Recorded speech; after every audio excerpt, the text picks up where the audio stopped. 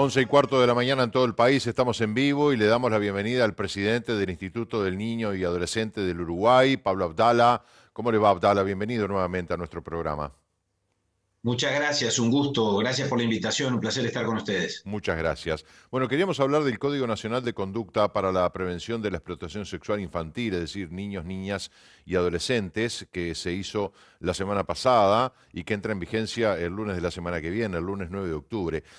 Hablábamos la semana pasada con el ministro de Turismo, Tabaré Viera, y nos decía que en realidad respecto a este tema hay una legislación desde ya hace 10 años, desde el 2013, que este código lo que viene a hacer es el explicar el qué y el cómo hacer con esa legislación.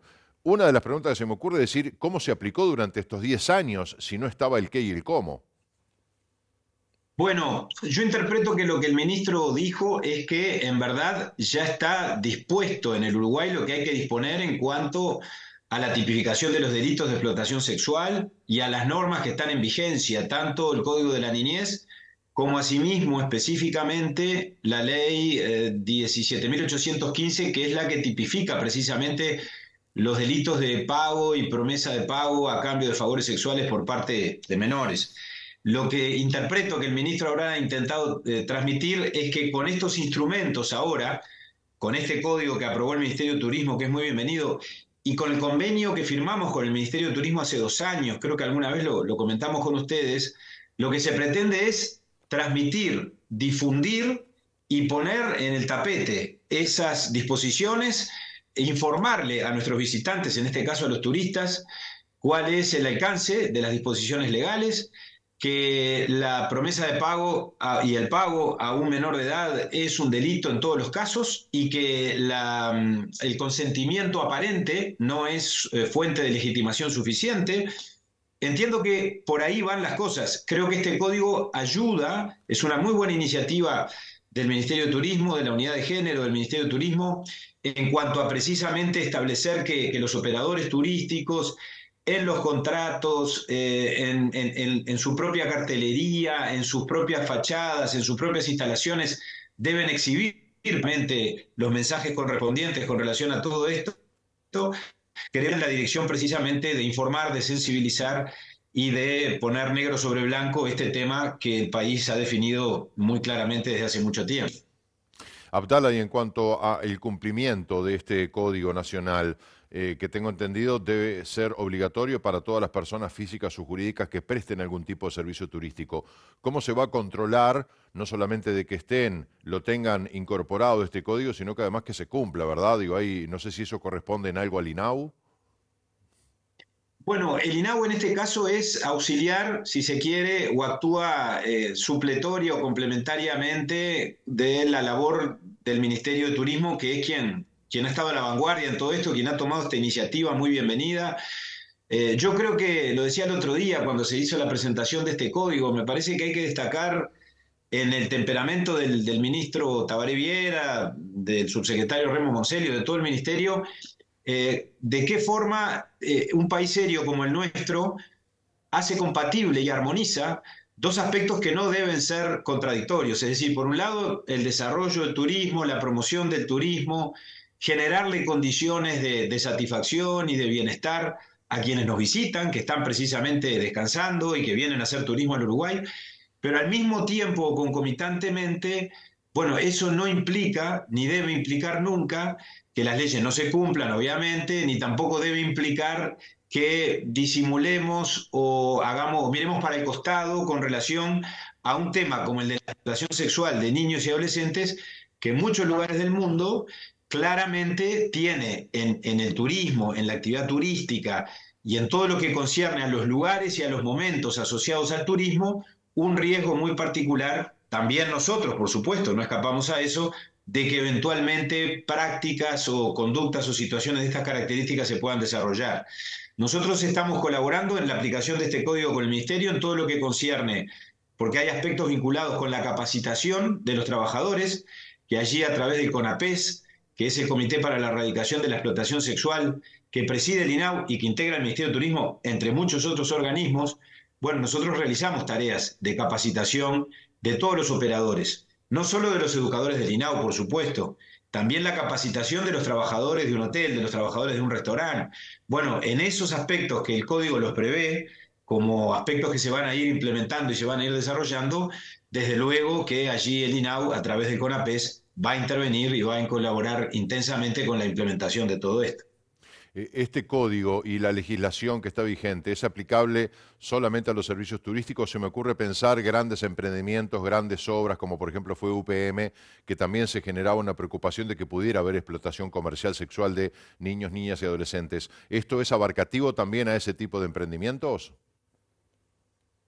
Esta herramienta específicamente está pensada y diseñada para el turismo, pero por supuesto que es aplicable a otras actividades y de hecho, ya que usted lo menciona, UPM, que sin ninguna duda representó en su momento el riesgo asociado al asentamiento humano importante que se generaba por parte de trabajadores y familias en el entorno de la construcción, en algún sentido tuvo su propio código, no con estas mismas características, pero se implementaron muchas acciones. Para empezar, INAU creó una comisión integrada por los directores y los equipos técnicos de los departamentos afectados por la construcción, entre ellos el departamento de Tacuarembó, el departamento de Durazno, el departamento de Cerro Largo. La empresa, a través de la Fundación UPM, desarrolló una labor muy importante, que yo quiero destacarla, en lo que tiene que ver también con capacitar, con sensibilizar. Contrató incluso a una organización especializada en esta materia, en materia de prevención y de combate a la explotación sexual, realizó campañas a través de los medios locales, realizó talleres para los trabajadores y en general para la comunidad a los efectos de sensibilizar con relación a estos temas. Y yo creo que por allí van las respuestas que tenemos que dar, que son de carácter general, por supuesto, pero que después deben reconocer, particularmente en estos temas de la violencia, del abuso, de la explotación, las especificidades que cada zona tiene, que cada polo de trabajo o de actividad turística o comercial tiene, y al mismo tiempo algunas zonas geográficas que reúnen características muy especiales, como las zonas de frontera, que también sabemos que tienen sus particularidades. Abdala, quiero aprovechar para tocar otro tema que obviamente tiene que ver con niños, niñas y adolescentes, y es el denominado trabajo infantil, que bueno, yo estaba viendo algunas cifras que no están del todo actualizadas, son del año 2010, y que indican que hay unos 60.000 niños, niñas y adolescentes en situación de trabajo infantil. Este número no está actualizado, pero tengo entendido de que se quiso incluir el hecho de recabar información en este censo 2023 y no se pudo o no se quiso. Le quería preguntar qué fue lo que pasó, que no tuvo andamiento esto. No, no tuvo andamiento recoger información detallada en el censo, pero el censo sí va a recoger, como ustedes saben, porque todos lo hemos hecho, información en cuanto a quiénes son los que trabajan en cada núcleo familiar, por edades, por género, las características de cada familia y al mismo tiempo su relación con el mercado de trabajo. Y en base a esos datos que el censo va a recoger, que son datos primarios, no necesariamente esos datos indican situaciones de ilegalidad o de trabajo infantil ilegal. Pero en base a esos datos, hemos acordado ya con el Instituto de Estadística, con el Ministerio de Trabajo y con el apoyo además de la OIT y de UNICEF, muy particularmente porque hay que financiar ese estudio, la realización de una encuesta en base a esos datos que el censo va a arrojar, a los efectos de determinar o de actualizar aquellos datos del 2010 que notoriamente han quedado desactualizados. Quiero aclarar que aquellos 60.000 casos o situaciones que en el 2010 se detectaron no necesariamente hablaban de situaciones ilegales, porque el trabajo infantil es ilegal cuando lo practican los menores de 15. Cuando lo Claro. practican los adolescentes mayores de 15 o de 15 y más años, el trabajo es legal si se cumple naturalmente en determinadas condiciones, de acuerdo a lo que establece el Código de la Niñez, de acuerdo a las resoluciones del INAU, cuando se realiza en el marco del régimen para los adolescentes, que es distinto del régimen laboral común en cuanto a la limitación de la jornada, en cuanto al descanso intermedio, que es imperativo, en cuanto a que hay actividades peligrosas donde, por más que se trate de adolescentes, esas actividades están vedadas para los menores de edad. Hay que gestionar el permiso de trabajo en el INAU, con el consentimiento de los padres, en fin, toda una serie de requisitos. Y lo que en aquel momento digamos, se encuestó, en todo caso arrojó esa cifra que en muchas situaciones implicaba situaciones arregladas a derecho, es decir, adolescentes de 15, 16, 17 años que estaban trabajando dentro de la ley. Por supuesto, también se detectaron situaciones irregulares con relación a las cuales en aquel momento se intervino, estamos hablando de algo que ocurrió hace muchos años. Ahora queremos actualizar esas cifras, pero sin perjuicio, también déjeme decirle que con los datos que ya manejamos, con los datos que tiene la Inspección de Trabajo Infantil en base a los permisos que se gestionan en el INAU, en base a las inspecciones que INAU realiza, en base a las inspecciones que realiza el Ministerio de Trabajo, que con el Ministerio de Trabajo nosotros coordinamos y articulamos la tarea permanentemente, ya tenemos datos relevantes que nos dan un panorama por lo menos general de la situación del Uruguay, que no es una situación dramática ni alarmante, pero esto no lo digo en términos, por supuesto, de ser autocomplaciente. Por supuesto que, entre otras cosas, si no es alarmante es porque hay un sistema que funciona. Cuando se constatan situaciones de menores trabajando, se interviene. Se interviene a los efectos de orientar a las familias cuando ese trabajo se desarrolla en un ámbito familiar, o por supuesto para labrar un acta y aplicar una sanción, la que corresponda, cuando se trata del trabajo de un menor o de un adolescente sin los papeles, sin el carnet de trabajo correspondiente en una unidad productiva o en una fábrica o en una oficina, es decir, cuando hay un tercero que es el empleador y ya no es la familia.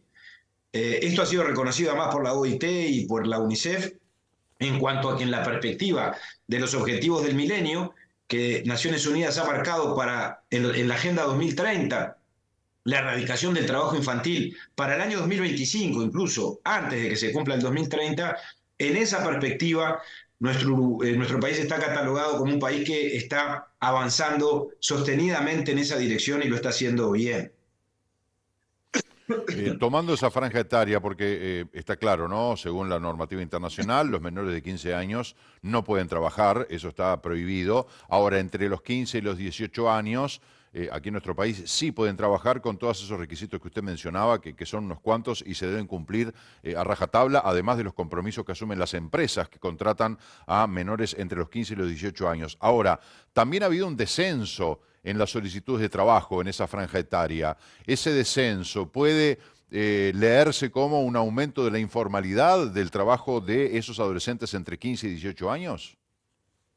Pero mire que yo no hablaría de descenso, porque fíjese usted que en el 2022 nosotros tuvimos más de 2.000 permisos solicitados, que eso implicó un incremento con relación al año 2021. O sea, el otorgamiento de permisos de trabajo viene en ascenso, como vienen en ascenso las inspecciones. Perdón, me voy a corregir. Fueron más de 2.000 inspecciones y fueron 1.666 permisos. Me acuerdo del número porque es bien fácil de acordarse, Sí, en el año señor. 2022. Esos 1.666 permisos representaron un incremento con relación al año 2021 que creo que habían sido 1.200 o 1.300. De manera que en ese sentido yo tampoco hablaría de un avance en la formalización del trabajo adolescente en particular, pero sí creo que tal vez allí esté expresado el arrastre o el impacto de un proceso de formalización del trabajo en general. Yo creo que aquí lo que incide mucho en esta materia especialmente, es un país muy serio, sobre todo si nos comparamos con otros países de la región y del mundo. Los niveles de formalización del trabajo en el Uruguay son muy importantes. Hay precariedad, por supuesto, hay subempleo, nadie lo ignora, pero es notorio que a través de los años, y en estos últimos años se ha dado, a pesar de la pandemia, y antes también, por supuesto, creo que la formalización del trabajo realmente ha sido un éxito que el país ha venido anotándose a sí mismo, y que entiendo yo, sin ninguna duda, parte de eso tiene que ver con este aspecto, porque tener un mercado de trabajo formal es tener un mercado de trabajo donde la ley se cumpla, y que se cumpla la ley obviamente implica que no haya niños trabajando y que si hay adolescentes lo estén haciendo con todas las de la ley y precisamente en el marco de lo que establece el código y las resoluciones del INAU. Para eso trabajamos con el Ministerio. Ese ha sido otro gran acierto. Esto no queda librado a las fuerzas del INAU o al trabajo del INAU.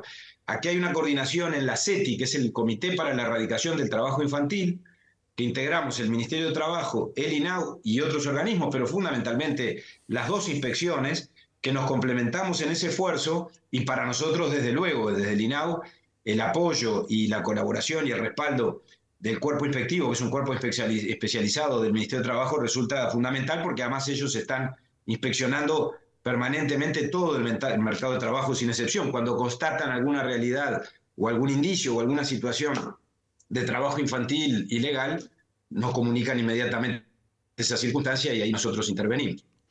Abdala, podríamos hacer un repaso de hace poco el INAU presentó las cifras tanto de las denuncias como de las inspecciones respecto al trabajo infantil. ¿Qué resultados arroja eso? Bueno, básicamente los resultados que yo le estoy diciendo, en realidad, si bien hubo un incremento de las inspecciones y hubo un incremento de los permisos, no hay, sin embargo, digamos, un nivel de sanciones muy elevado. Estamos entre 30 o 40, no tengo los números aquí a mano, sanciones por año. Y se preguntará usted, bueno, ¿por qué razón si se inspecciona tanto, después las sanciones terminan siendo tan marginales o tan escasas? El enfoque que INAU le da a este tema no es un enfoque a priori punitivista. Por supuesto que aplicamos las sanciones cuando corresponde, de luego que sí, pero la norma...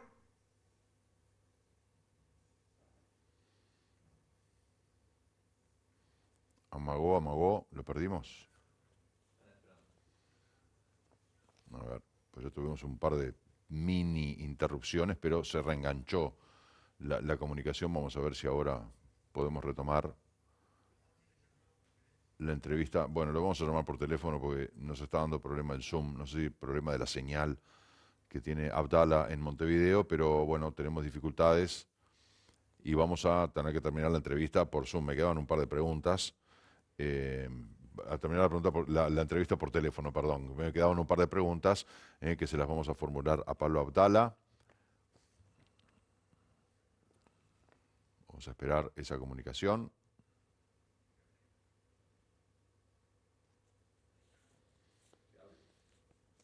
Que hable. Mirá.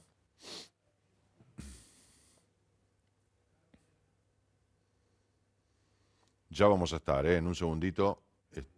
Están los compañeros haciendo la comunicación. Abdala, bueno, tenemos que continuar y finalizar la nota por teléfono, lamentablemente, pero bueno, lo importante es poder terminar los conceptos que usted nos estaba compartiendo. Sí, le decía que nosotros fundamentalmente tenemos, antes que nada, una actitud de orientación, de regularizar situaciones que están muy asociadas a los emprendimientos familiares. Desde luego que cuando hay que aplicar sanciones, se aplican. Cuando advertimos situaciones vinculadas con el riesgo para la salud física, para la salud emocional, para la trayectoria educativa de niños o adolescentes, desde luego que allí la intervención es bastante más intensa y eventualmente se judicializan esas situaciones. Creo que las actividades de los niños siempre, no solo con relación al trabajo, con relación a todos los temas, en el ámbito de las familias, hay que verlas asociadas a la protección integral y a la promoción de sus derechos. Lo que hay que garantizar es que los niños no estén sufriendo, repito, daño o riesgo de sufrir un daño, ni tampoco que se vea afectada, que para eso se limita el trabajo infantil, su educación o su trayectoria educativa. De manera que en ese sentido, por supuesto que somos estrictos y rigurosos, pero al mismo tiempo está claro que no se puede considerar trabajo, es una cuestión hasta si se quiere terminológica, a un niño que eventualmente, después que vuelve de la escuela y hasta con un sentido recreativo, colabora con sus padres o colabora en el pequeño comercio que la familia tiene al frente de la casa en los ratos libres. Ahí no podemos aplicar una sanción. Sí tenemos que orientar y sensibilizar y hablar con las familias para que a los niños los cuiden y por supuesto para que no se pasen de los límites, porque eso ya puede implicar, como muchas veces de hecho implica, repito, la posibilidad de una vulneración de derechos, que es lo que nosotros tenemos que prevenir. Pero de alguna manera eso no fue lo que pasó en Artigas, Abdala, que cuando el intendente Pablo Caram habló de esos niños que estaban trabajando, ayudando a sus familias, bueno, inmediatamente todos se pusieron nerviosos y preocupados. Incluso creo que el INAU viajó al departamento de Artigas a hacer inspecciones, no constataron irregularidades en el trabajo, pero lo que decía Caram era eso. Bueno, es gente, yo prefiero tener a alguien dando una mano en la familia y no de repente metido en un celular, que es el espíritu de, bueno, dar una mano en el seno del trabajo familiar, respetando ciertas características, pero no fue algo de lo que pasó allá. Yo creo que se generó cierta confusión con las declaraciones de Caram, porque las declaraciones de Caram fueron dobles. Él habló en la mañana y habló en la tarde. Cuando habló en la mañana, ahí sí generó una gran preocupación. Yo mismo me expresé públicamente en términos de que no compartía lo que él había dicho y lo llamé por teléfono, porque él dijo eso de que prefería un niño trabajando a un niño que estuviera todo el día conectado con el celular. Y eso está mal, porque eso es postular que el trabajo infantil está bien, y el trabajo infantil es ilegal. Después matizó sus declaraciones y dijo que en realidad lo habían malinterpretado, que lo que ocurría en las plantaciones de tabaco era que en los ratos libres y después de ir a la escuela los niños colaboraban.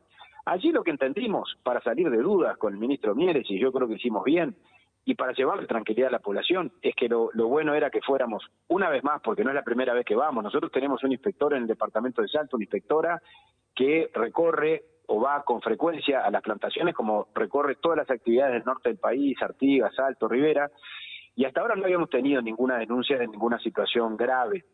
Y esto fue lo que terminamos por confirmar en esta visita que hicimos la semana pasada, no solo por haber ido a los lugares, allí hay pequeños emprendimientos de 1 hectárea, de 2 hectáreas, que son todos familiares, hay 54 productores aproximadamente, y alguien me dijo, bueno, pero ¿qué sentido tiene anunciar que van a hacer una inspección y después ir y hacerla?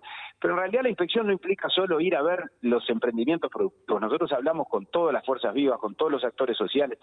Fue clave el testimonio de las 2 escuelas que están allí, en esa zona, en esos parajes que están en las afueras de Artigas, hablar con las directoras, hablar con las maestras, y de todos esos testimonios que recogimos, los trabajadores de ACE, los funcionarios del Ministerio de Ganadería que están en forma permanente y otros actores sociales, es que llegamos a esa conclusión. No hay trabajo infantil en términos, repito, de las peores formas de trabajo o en términos de trabajo subordinado. Sin perjuicio, vamos a ir ahora en el mes de octubre también a dar algunas charlas en las escuelas, eso ya está acordado, y vamos a, por supuesto, acompañar esta actividad como las demás actividades.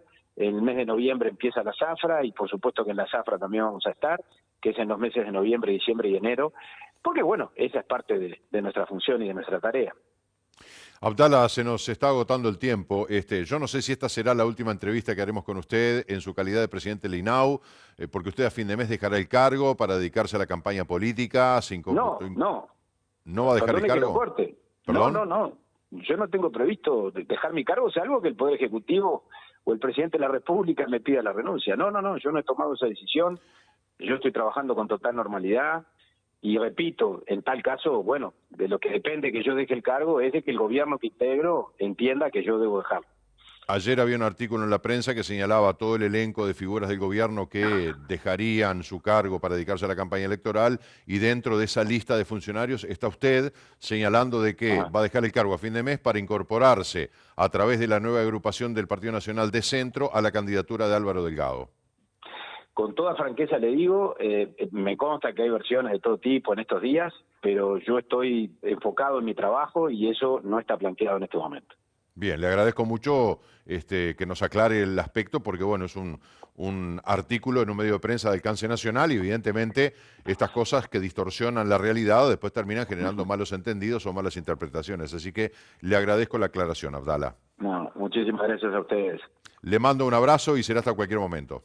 Con mucho gusto, que pasen muy bien. Gracias. Gracias, igualmente, hasta luego.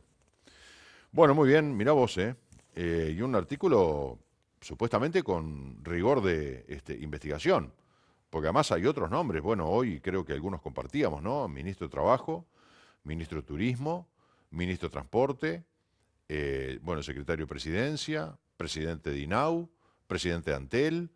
Hay una docena, creo que está en Montevideo Portal, que están las fotos de todos quienes están dejando los cargos. Algunos ahora en octubre, porque van a postularse a cargos electivos y por lo tanto debe ser un año antes de la elección, y otros jerarcas que dejarán sus puestos en marzo, porque no tienen ese requisito, simplemente que el presidente de la República dijo: si quieren hacer campaña, no quiero que estén en la función pública, y por eso van a renunciar. Pero bueno, ya vemos que el primer punto que vamos a chequear, Infocheck, ¿no? Y nos da que no es real, así que bueno, hay que tener mucho cuidado con la información. Tenemos que hacer una pausa, son las 11:40, ya venimos.